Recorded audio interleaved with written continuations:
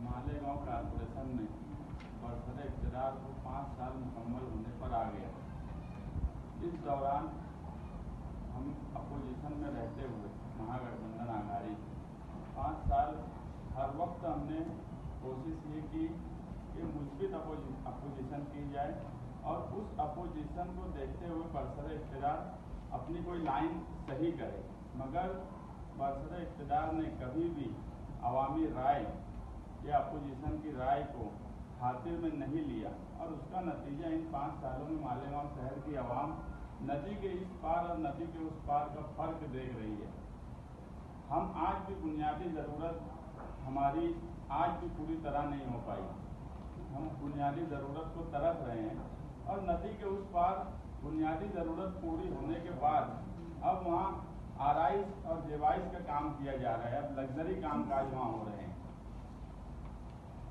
ईद की चांद रात को एक प्रेस कॉन्फ्रेंस दादा भुसे साहब ने लिया और मैंने रफी साहब का भी इंटरव्यू देखा।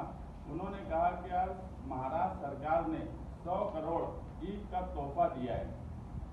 मैं भी मुंबई से आ रहा था, मैं भी सुना तो मैं बोला चलो अच्छी बात है, 100 करोड़ रुपये मालेगांव आ रहा है और ईद का तोहफा बोलकर आ रहा है। मगर जब उस काम की लिस्ट देखी गई तो मालेगांव सेंट्रल की आवाम तो अच्छी बात है, 100 करोड़ रुपये मालेगांव आ रहा है और ईद का तोहफा बोलकर आ रहा है। मगर जब उस काम की लिस्ट देखी गई तो मालेगांव सेंट्रल की आवाम के मुंह पर एक जोरदार तमाचा था 100 करोड़ के नाम से।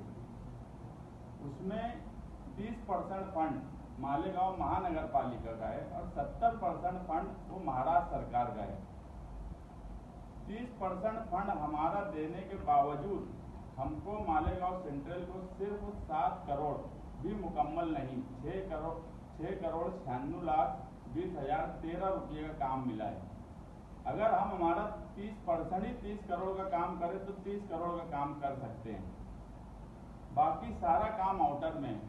आउटर का भी हाल ऐसा है कि आउटर में भी जो हिस्से बुनियादी ज़रूरत को तरस रहे हैं, दयाना, रमजानपुरा, मालदा, उन हिस्सों में भी सिर्फ 7 करोड़ 32,09,640 रुपये का काम डाला गया है। अगर हम 14 करोड़ का काम मान लें और बाकी पूरा की पूरा काम 86 करोड़ का वो ऐसी जगह डाला गया है जहाँ बुनियादी ज़रूरत है नहीं कामकाज की। मगर मैं बोला कि यार लग्जरी कामकाज की अब वहाँ ज़रूरत है तो वो सारे कामकाज किए जा रहे हैं। तो अगर हम कहते हैं कि हमारे साथ फिरका परस्ती होती है, ये इसका सबूत है कि दादूसे साहब उनके हलके में भी जहाँ बुनियादी ज़रूरत के कामकाज है वहाँ काम नहीं कर रहे हैं। 100 करोड़ की सिर्फ ईद का तोहफा बोला गया मगर वो ईदी नहीं मिली मालेगांव के सेंट्रल हलके के और दूसरे रमजानपुरा मालदा के लोगों को। ऐसे वक्त में इससे पहले भी जनता दल और महागठबंधन आघाड़ी एक बात बोलती थी कि इस शहर ने फिरका परस्ती का चेहरा बदल दिया और वो चेहरा अब खुलकर हमारे सामने आ चुका है। हमने जॉगिंग ट्रैक की जो बात बोली थी, प्रेस कॉन्फ्रेंस भी कि जॉगिंग ट्रैक के सवाल पर अगर कल की कांग्रेस आज की राष्ट्रवादी ने ठहराव पास किया तो ठहराव क्यों नहीं बनाया।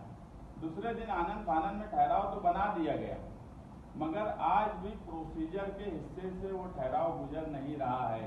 ना ही डिपार्टमेंट में वो ठहराव दिया गया, ना उस ठहराव को बुनियाद बनाकर एक नोटिस भी ठेकेदार को नहीं दी गई।